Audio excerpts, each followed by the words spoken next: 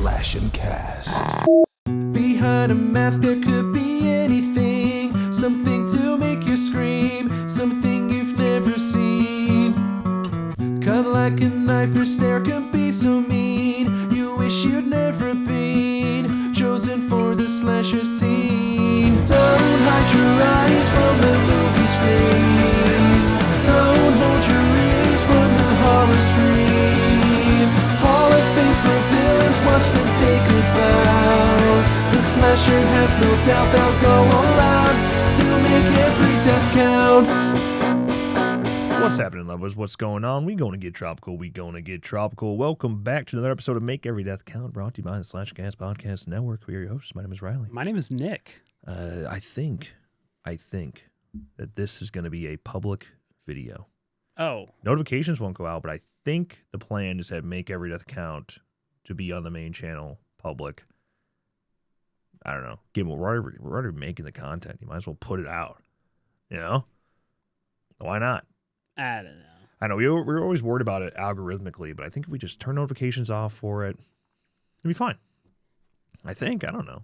I don't know. We'll see. But yeah, kicking things off with Frankenstein, if you will, the newest one. I will. Guillermo del Toro's Frankenstein. Before we dive in, though, have you watched anything new? Yeah. A lot of new things. Yeah. Give us the highlights. It's been a while since the last episode of Make Every Death Count. We've been busy, but been real busy. Bringing it back. I guess I'll go through the highlights because I've watched some shit. Oh. Silent Night, Deadly Night, Yeah. 2025. Yeah, coming out December 12th. Yes. And we just did an interview with Mike P. Nelson, which will probably come out next week. So, yeah. I like. Hollow Road was an interesting one. It's 80 minutes. It was pretty good. I did watch him. yes. I liked it. I also watched him. I probably liked it more than most. Yeah, I thought it was fine. I mean, it's football. So. Well, the problem, it's really not. There's very minimal football relation there. The end of the first act. The first act is football. Kinda. Yeah. Kinda. I watched 28 Days, 28 Weeks, and 28 Years Later. Huge. Eddington is one of my favorites, actually. The Ari Aster. It's like yeah. neo-noir, Western, during COVID. When you said Eddington, my brain pictured, is it Paddington? The bear? Yes. That's why I was like, oh, yeah, big fan of... big fan, yeah. Big guy. I watched Abigail for the first time. Okay. I really liked that. Yeah, I figured you would. That's a good one. Together, Opus. You know, I've watched quite a bit of 2025 horror. Eeny Meeny. Miney Mo? No. Eeny Meeny. Starring Samara Weaving. It's definitely more action-y, but it's a thriller. Yeah, those are the highlights. I have a Letterboxd list. I don't even know I think it is public. So if you follow me on Letterboxd, you can look at everything I watched. My Letterboxd is not updated. It's been a while. I hate myself. Next year, that's one of my New Year's resolutions. I'm going to be better about it. I'm going to watch more and actually report more of my watching. So all I do right now is I add it to a list. That's all I do. I don't actually review it. I don't log it. Yeah. I think 2026, I am going to log it, and I'm just going to do like kind of not meme reviews, but like for Frankenstein, I would put like It's the biggest piece of dog. Oh. No. For Frankenstein, I would say not enough little girl being thrown in the water. Well, that's not so... Is that in the original Frankenstein, or is Yes. that... Yeah. I mean, kind of. Well, no. Okay. Like He was gonna. like not meme reviews, but like just like short, funny reviews. Yeah. I hear you. Like for It's too Mickey's, much work. Like Mickey 17, my review would probably be Mickey 6-7. Like that's the review. And then I would give it a star rating, but A 1-star rating? no. I don't even remember what I gave it. I did watch it, but I have no idea what I've watched. I'm caught up in Welcome to Derry, which I'm having a good time with that. Some CGI messes in there. This most recent episode I didn't think was too bad, was CGI, but the episode before, and there's some straight up goosebump shit going on. And just weird choices that make the CGI bad. Like there are ways to do CGI and limit the uncanny valley a little bit. Mm-hmm. And I saw some people like really defending Andy Muschietti and be like, it's not his fault. He's just the director. Like, yeah, but when you put this crazy ass concept on a VFX artist table and you're like, hey, create this monster, this crazy over the top exaggerated monster in the middle of the day. Right. You can only make it look so good. And then, yeah, the way they shot there's this like a whole cemetery chase scene thing going on bicycles. And the way they shot it is, I'm like, did you want to fail? Yeah, but I haven't watched that yet. Story-wise, very good. It's very entertaining. And I like what they're doing with this whole like military backstory and Dick Halloran in there. And it's fun. It's a good show. I will watch it. I swear. Looks like Pennywise is about to get into the mix. Finally. He doesn't need to. That's like a complaint that people have. I don't think it's a valid one. I think there's more to that story than Pennywise. Like Pennywise is not... The dancing clown is not it. It is your biggest fears. Like that's the point. Right. Just people happen to be scared of clowns a lot. So it often manifests itself as a clown, or it baits you as a clown to reel you in, you know? Yeah. Insubordinate. I watched the entire Hangover trilogy. Nice. Might watch it again. It's a good, I think the second and third one are a little overhated. Overhated. Yeah. Because a lot of people don't like the second and third one at all. I like 2, 3. 3's fine. I don't know what you expect from a movie like that. Right. You know? Like they're so stupid as it is. And all I really need is Bradley Cooper, Ed Helms, and Zach Galifianakis doing dumb shit. Although I think what this is my review on this. This is really important. I think maybe the reason that Hangover 2 and 3 maybe aren't liked as much is the same reason that Michael in season 1 of The Office isn't liked. I think they go full like rude asshole with Zach Galifianakis with Alan, and like he almost gets insufferable. Like it gets instead of just bumbling idiot. Right? Yeah, he's a bit of a like he just says what he's thinking. It's like that. He's a little kind of an asshole in the first one, but not too bad. In the second and third one, he's full on like the way he talks shit to his mother, and they have like the intervention in the third one. You know. Is that the second, third one? Third one. I think it's the third one. Third one. It's been a while since I've watched them. Yeah, like they have the whole intervention with him because he's such an asshole, and he's like at his dad's funeral, I was like, he's not first on my list for who I'd want dead. For example, my mother. It's just weird shit like that where he's just a complete prick. Is it more shock humory, maybe? I get what they're going. I get what they're going for, but it makes Alan as like the character he is, where he's so innocent, right? In the first film, exactly. You just like, dude, fuck you. I don't like that guy at all. Exactly. Yeah, it's even like they still have some of that in Hangover 2, like when they think Leslie dies when Chow, when they think that they kill Chow, and he's like sitting there like. You cry like you still get some of that. The third one is kind of gone. Yeah. Agreed. It's been a while since I've watched 2 and 3. Been a while. Yeah. I think I watched The Hangover this year. The first one. First one is it's an all-time. It's an all-timer, man. Big fan. Bradley Cooper is just the GOAT. We need more Bradley Cooper. I need more Ed Helms. Yeah, that too. Yeah. He's just a dentist. Yeah.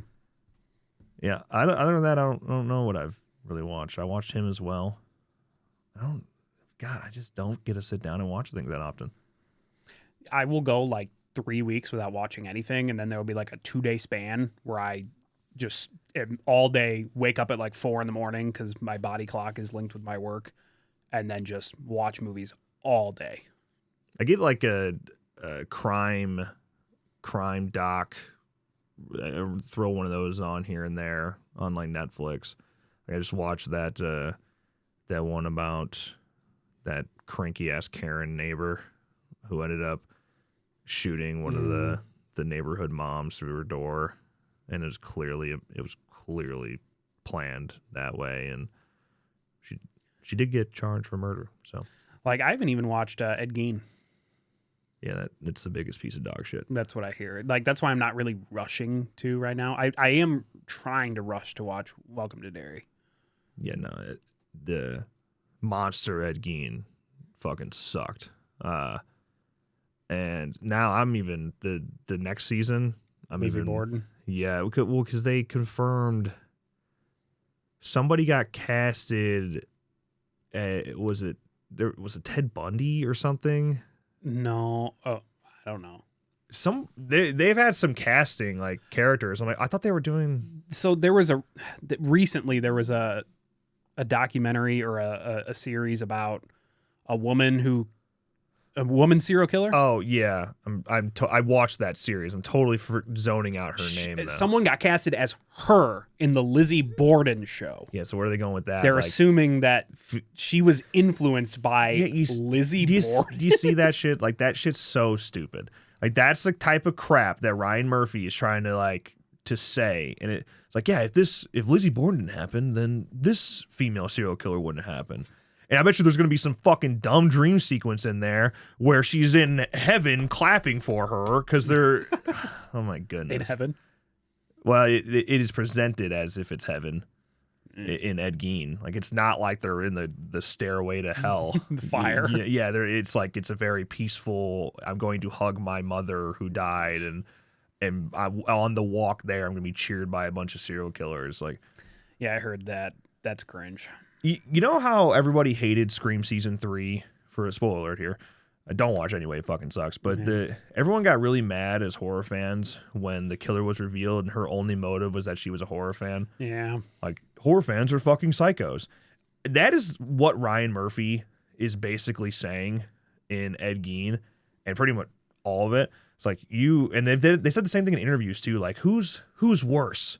The serial killer who dug up bodies and made dresses out of skin? Who's worse, that guy or you for enjoying watching it? Right. Watching fictional takes of it. Like, the killer is. The fucking guy who dug up the bodies and made lamps out of skin is worse than me. Fuck off. I've never done that. Yeah, like, dude, there is nothing wrong with intrigue. Right. You know, that's why, like, the way we talk about death should be different too, because death is going to be something that kids are curious about, and educating them properly on those types of things is way better than them being terrified of it. Mm-hmm. Like, I stop acting like that's a weird conversation to have. You know, I just fuck. That drives me nuts when anytime somebody's making something artistic, it's like, you're a problem.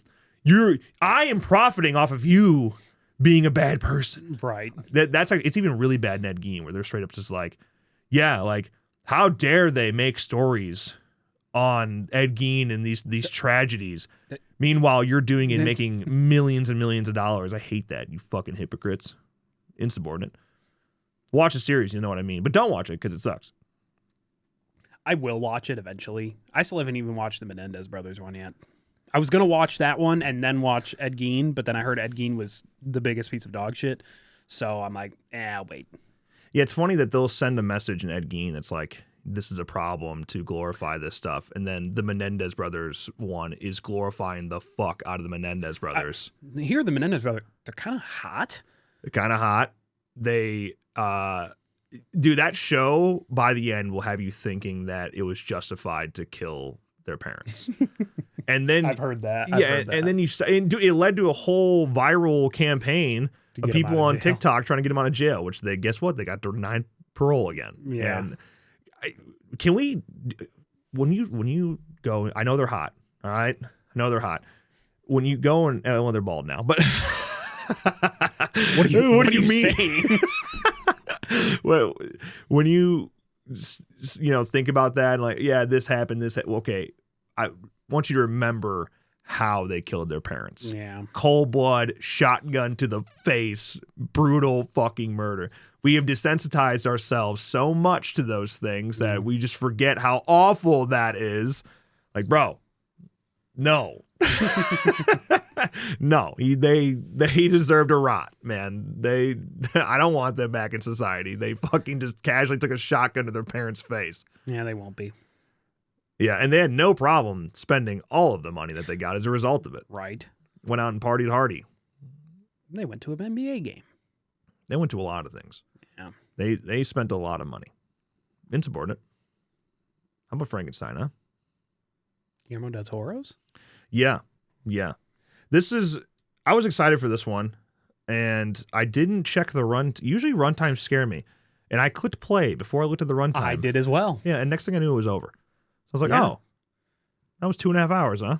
For real. Yeah, when I clicked play, I was like 2.5 hours. I'm like, oh, fuck. Okay. But it did not feel like 2.5 hours at all. It flew by. Yeah, actually, I almost feel like there should be more. I almost, like, when it ended, I was like, oh, that's it, huh? Yeah. Kind of, it doesn't end abruptly, but I don't know. It does. Well, kind of. But the story was over at the end. So. Yeah. This is a much different take on well, if you read Mary Shelley's book, it's a much more accurate take of the book. Yes. But in terms of like your classic, what you know from Universal Monsters, Frankenstein, this is much different. It's a much more educated Frankenstein's monster. Mm-hmm. And it makes because he's not nearly as much of a monster. Like Frankenstein has this weird back and forth through the Universal Monsters where he goes from being kind of a big Dumbo and then actually being a dangerous monster. Right. I don't think there's so much of that in Frankenstein. He starts off before, he figures out what he is, and he can be super dangerous, but ultimately has a soul and is a good person. While Dr. Victor Frankenstein is not. Yeah. Yeah, I was struggling with that the whole movie. I'm like, do I hate this guy or not? Like, I don't know. You hate the monster or? No, like Victor. Oh, yeah, I hate him. I don't know. I was struggling with that because there was part of me that was like, he's just a scientist trying to change the world. And what he is doing, in theory, could lead to a lot of great things. But, yeah, super egotistical, tries to steal his brother's girl. Motivation for money, for sure. Yeah. Somewhat. Everything's motivated by money. Well, Right? Yeah. I don't know. Yeah, like, sure, there's the money, and obviously he takes the money from his investor, no problem. But at the same time, like, he seems very passionate about the project in of itself, and it was like his life's goal to accomplish this feat. Once he does, it's like, oh, right. What have I done? Yeah, his life kind of changed after he succeeded. I think I like him before the monster is created. Yeah. Even though he does try to steal his brother's girl. Well, haven't we all? All's fair in love and war, yeah? I guess. But yeah, the way he treats the monster is, I think, and basically immediately. Like, he doesn't even give him a chance and immediately puts him in the basement, has him in chains.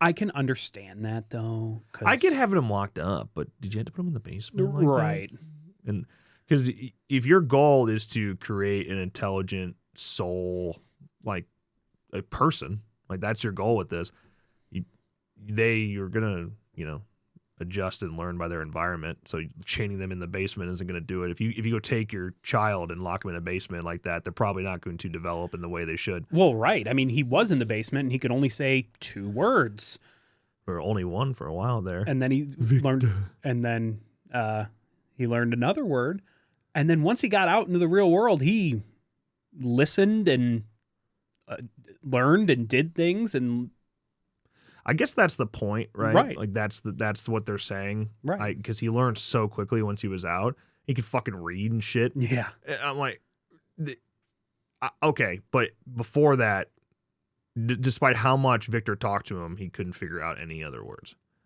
I guess Victor did kind of talk down to it. Like, he talked to him like a child. Yeah. So he does go from like, I can only say one word to I can read the entire English language very quickly. I guess I don't know how quickly it really is. The time is a little confusing in the movie I don't think they ever like clarify certain passing, like because we see seasons change and whatnot. But yeah, I know like he learned how to read and learned big words, like actual big words, in like a week. Yeah, I guess what they're saying, because I thought it was interesting that this is overthinking all this, but for sure with he only learns Victor. He only learns Victor. Has no other. Despite how much Victor talks to him, doesn't learn any other words. And the one time he talks to Elizabeth, he figures out how to say Elizabeth. So what they're saying there is that he learns via compassion.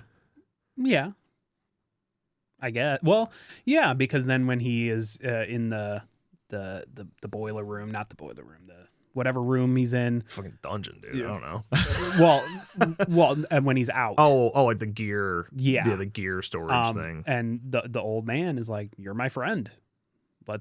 Thank you, forest spirit of the forest." Yeah, he knew he was there the whole time. Yeah, and then he taught him how to read, and he's like, "We are friends." Like, and then he learned very, very quickly.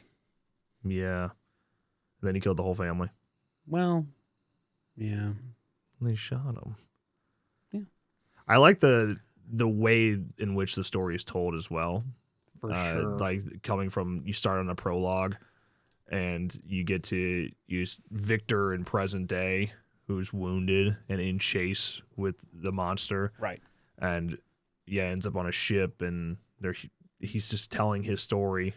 Great storyteller. When I saw the title cards, because it was prologue or whatever, and then Victor's story, I'm like, Victor, who else?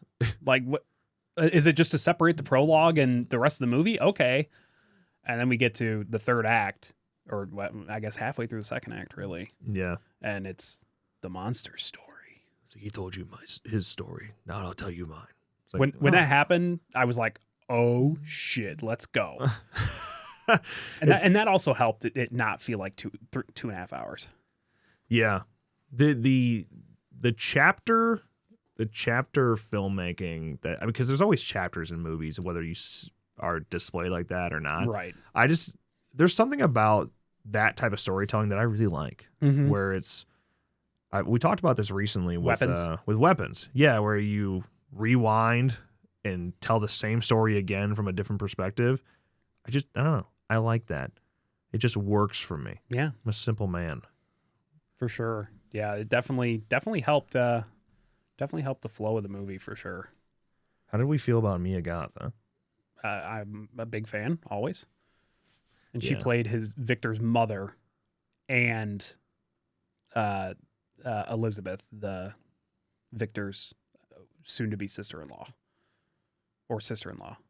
Soon-to-be. I don't know. Oh. I guess I didn't even notice that. Yeah, she played Victor's mother as well. Oh. In the beginning of his story. Oh, well, you know. How'd you feel about her relationship with the monster?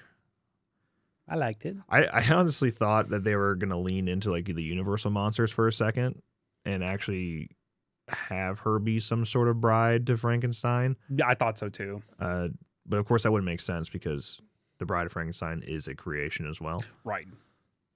But I mean, they lean into it. It's like, you need to make me a partner in life. You know, I need someone who can stand the test of time with me, and Victor won't do it. And then Victor dies. So I don't know if they're. Yeah, no. What separately? It's interesting because next year we're getting The Bride, which is written by Maggie Gyllenhaal, Jake Gyllenhaal's sister, and Jake Gyllenhaal's in it.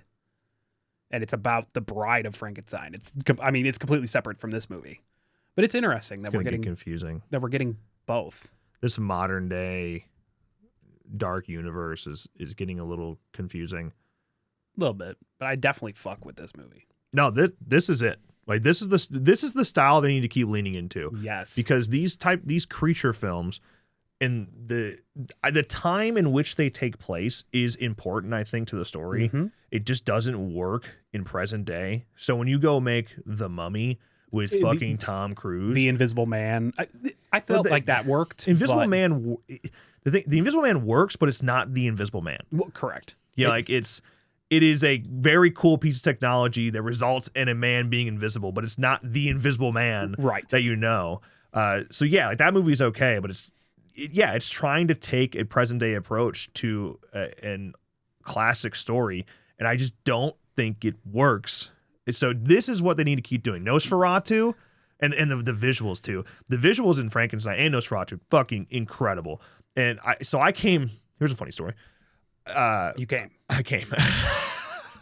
I was picking up my son from my mother-in-law's, and they had Breaking Dawn Part 2 on, which I saw in theaters, by the way. And I remember it looking cool then. And watching it now, fucking a visual disaster. Yeah. That movie is. It's funny because it's only, what is it, 10 years old? 10 years old, and none of the CGI holds up. No, none of it. None of it. Like, I was sitting there, because my in-laws are very simple. They didn't understand what I was saying. I was like, is anything fucking real in this movie? Is anything real in here? The backgrounds, all their eyes obviously are CGI because they do with the vampire thing. But like, yeah, all the backgrounds looked like shit. The decapitations and all that, like it all looked like dog shit. The sped up movement of the vampires looks like dog shit. I was like, man, this fucking sucks. And the next thing I watched the next day is Frankenstein. I'm like, see, that's what a movie should look like, damn it. You don't need to just make CGI environments all the time. That was 2012. So 2012. That's still, that is 13 years ago. That is relevant enough. That is soon enough. Yeah. Where that can't be 2012. Google. Is that Part 1? No, that's Part 2. God, I saw that in theaters with my wife. 2012. God, Part 1 was 2011. God, we were just babies. Eclipse was 2010. We were just babies in high school. New Moon was 2009. Now, guess when Twilight was? 2008. They were a year apart. Wow. Yeah, I saw that in theaters with Rachel, with my wife. So that's kind of crazy. I just watched them all a couple years ago, and they're all, dog shit. The first one's okay. First one's all right. Yeah. Honestly, I like what Breaking Dawn Part 2 does with the whole, like, the last second flashback thing, like shows him his future. Like, that's fun. It just visually is a garbage looking movie. Yeah. So I went from that to this. I'm like, yeah, this is 10 out of 10. That's filmmaking, baby. Fucking Netflix, man. Yeah. Well, it's not even just because it's got a very similar style to Nosferatu. Like visually, they look very similar. I would love to see Del Toro take on a couple other monsters. I love to see a mummy, a mummy from this style. Yeah. Like all of them. Just do all. And I think a creature from the Black Lagoon. Yeah. With Guillermo del Toro. Sign me the I would fuck say, up. honestly, just keep letting Guillermo del Toro do them. Do them on Netflix too. Yeah, this is the way to go, because there is still potential with the Dark Universe in 2025, 2026 here soon. There is definitely still potential to make this work with a modern audience, and I think this is proof that you can do it. It does not have to be a present day film. Like, we will buy into the classic stories. Yeah, it's gotten great reviews. Yeah, it's got a 7.6 out of 10 on IMDb, with 130,000 ratings. And it's got an 86% certified fresh from critics and a 95 from the audience. Yeah, it's good. It's very good. It's good. Yeah, I think it's in my top 5 horror this year. Oh, let's come back. We'll come back to this in a month because I really need to think about it. I have not ranked it yet. I have a list. I have it private because I don't want anyone looking until that episode comes out. But I haven't ranked it yet. It's newly added, so it's at the bottom. But I'm looking at my top 5. It might be my top 5. I'll have to dial in the next month to make sure I didn't miss anything that's could be in my top 5. I mean, I still have to watch Black Phone 2 and the Black Phone. There's a couple things that I still need to check out that came out this year that are that could break that top 5. Yeah. I don't know. Like, honestly, off the top of my head, it's crazy to me. It feels like this year flew by, right? But at the same time, I'm like, Hard Eyes came out this year, and that feels like I watched it 2 years ago. True. I don't know. So time is a weird thing. Time marches on. Time is a valuable thing. You know, watch it fly by as the pendulum swings. You know, I'm not going to keep going. I could if you want me to. Yeah. I thoroughly enjoyed it. Yeah, I definitely did. Since we mentioned Mia Goth. I feel like I gotta shout out Oscar Isaac as well, and Jacob Elordi as well as the creature. Is he a giant dude, or is that just all Is his measurements on IMDb here? Yeah, I don't know. Oh, come on. Jacob Elordi. Height and weight. You were going to type size. Well, what was going to come up? He's 6'5". 6'5". What about weight? And weight. 6'5". 6'5". Not publicly confirmed. He is noted for his muscular build. Thank you, Google AI. Oh, they got shirtless pictures of him here. Oh, I'll tell you. I'll tell you exactly how much he weighs. He's hot. About 215. 6'5", 215 of him. Look at him there. What, here? Yeah. What about him? He's hot. He's tall. Uh, Wonder what that makeup process looked like every day for him. Well, and actually, let's like have a conversation about that. How do you feel about the look of Frankenstein's monster? I liked it. Yeah, I liked it. It is so different than what we like classic know, like what we're Bolts in used the to. head. Yeah, the bolts in the neck and whatnot, which I don't believe that is in Mary Shelley's novel. I can't remember. I have read the book, but it's been years. I should have reread it for this, but yeah. I like the look even before he finds clothing. Yeah. I like that look. I mean, he's stitched together. Yeah. It looked real. Why don't his stitches heal? Right. I just logistically, I'm curious about that because you shoot him or stab him and it immediately heals over. Right. He dies. Yeah. And comes back. Yeah. His original wounds and his piecing together, all that still is visible and stays visible. Right. Like the next day, like when Victor woke up and he was in his room, he should have been all scarred, but like the next day, I think it would have been like, oh shit, he can regenerate. Yeah. If the next day he woke up and there were no scars. You know, you see his wounds very aggressively when he gets like stabbed or shot, but when he holds the TNT in that scene, he took like no damage there. I mean, I know he's got the burns and it quickly heals, but like he should have probably been in little pieces. I mean, his fingers were bones. Dude, but I don't know. Something I kind of would have wanted to see him like actually in pieces and then just fucking morph back together. And then we almost had a Thanos moment at the end, like an Infinity War moment, where he just kind of walks into the camera. The job is done. Yeah, the job is done. Yeah. It almost ends kind of sad. He can rest now. It is sad. It is sad. Like, yeah. I think by the end of the movie, you're clearly against Victor. Like he gets Elizabeth killed. He's constantly bullying the monster that he created, who's not a monster, and we've come to like him. And then the monster forgives him. Yeah. After it all, when he knows he's dying, this is it. The monster forgives him. Clearly, the monster is a man of God. He's a man of faith. Could be. Well, he's read the Bible. He has read the Bible. So he might be. I don't know. Yeah. I think that was powerful. Him like forgiving his creator and moving on. After spending years tracking him down, trying to kill him. Yeah. Finally, they have. Was he trying to kill him? Because he or maybe he was just going to kidnap him to be like, you are going to make me a partner. Yeah. Yeah. So, but yeah, he was tracking him down, and then finally was just like, well, I got him. I told him how I felt. He told me. I forgave him. Yeah, and now he's going to spend the rest of his life alone to never die. The rest of forever. Yeah. Yeah, I mean, do we know that he'll live forever? He can't be killed via third-party sources, but is age and time still effective on him? Probably not. Probably not, yeah. He's a goner. It's a shame. It's the number one thing on IMDb right now. Yeah, number one in popularity. Still. What, that came out 2 weeks ago?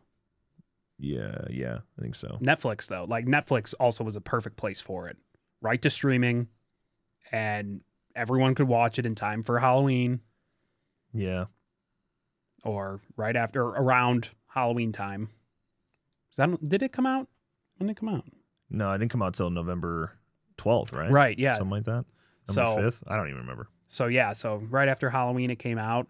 But being accessible to everybody on Netflix definitely was a good choice for it. Yeah, I mean, Netflix still has like 300 million subscribers or some shit, some crazy number. Yeah, I was in theaters. See Showtimes. Interesting. It was in theaters in Yes. what, like September? Yes, that's right. Yeah, it had like a short run in theaters and then came to Netflix. But That's right. the scene where Elizabeth goes. It's when Victor's like getting closer and closer to getting the creature made. She sees it and she says it's beautiful, like the fucking torn apart thing. I thought that was interesting as well because I was like, man, it kind of is. Like, it's so symmetrical and done so artistically that it kind of is a piece of art, even though it is a grotesque concept. Yeah, I guess. Everything's an art. You can find art in a lot of things. True. Needed more Mia Goth. I always need more Mia Goth, though. Yeah. She's good. She's good. She's weird. I like it. You ever seen the scream she did for, I think it was Variety? Mm-mm. She did an interview and they asked her if she could do her like best scream. She did. Was it good? It was good. Damn. It was good. It hurt a little bit, but yeah. I don't know. What would you rate it? Man, I think I'm right there. I think I'm getting it 4 out of 5. Yeah, I think that's what I give it. I'm give it a 4 out of 5 too. It was very good. I want to see more of the Universal monsters from Guillermo del Toro. I just think this dark Universal has a lot of potential, and we need to commit to doing sticking to the past, old school. I wouldn't mind like a dark universe where they all cross over, but I also wouldn't mind seeing like, say they do The Creature from the Black Lagoon and bring back the same cast. Oh, yeah. Kind of like American Horror Story. Yeah, like an anthology type thing. Yeah, like bring back Oscar Isaac and Jacob Elordi could play all the monsters. I think they want to keep the door open for crossovers in the future, just in case. Like, if there's a world where we can have, Wolfman meets Frankenstein and things like that. Wolf Spaceman. That's another example of one in modern day that doesn't work. Yeah. It's also just a shitty movie. The problem, it's not, the Wolfman is just a werewolf movie, really. Wolf Spaceman. But it's not, because it is a man-wolf thing. Like, it's different than a werewolf. Remember that came out this year? Yeah, what, January? First week of January. Yeah, January release. Yeah. This year's flown by. Yeah, but that also feels like a long time ago. I don't know. Yeah. I don't know, man. Getting old. You can say that again. Yeah. I think that's it. I think that's Frankenstein in a nutshell. If you haven't seen it, well, why just listen to spoil the fuck out of it? Right. I mean, you know the story. Everybody knows the story. Maybe not how it's going to end with the sadness. Yeah. I forgive you, Victor.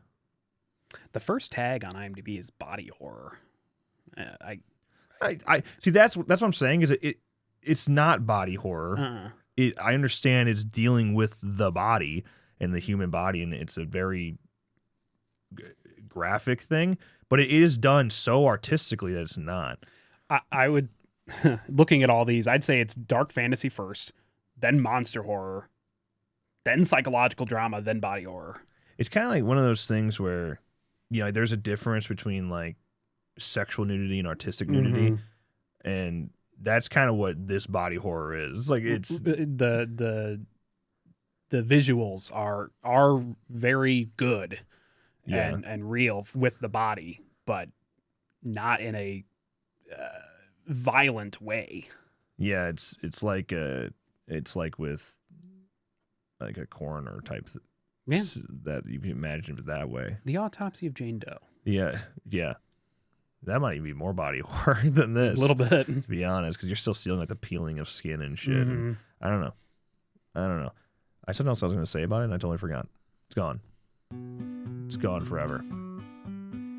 Yep, it's gone. Got nothing. Well, I guess that's going to wrap this episode of Make Every Death Count. If you enjoyed, make sure you rate wherever you're listening. Subscribe on the YouTubes. That's really it. I don't know. You want more of this? You like this? You like this? Especially if you're watching on YouTube. You like this?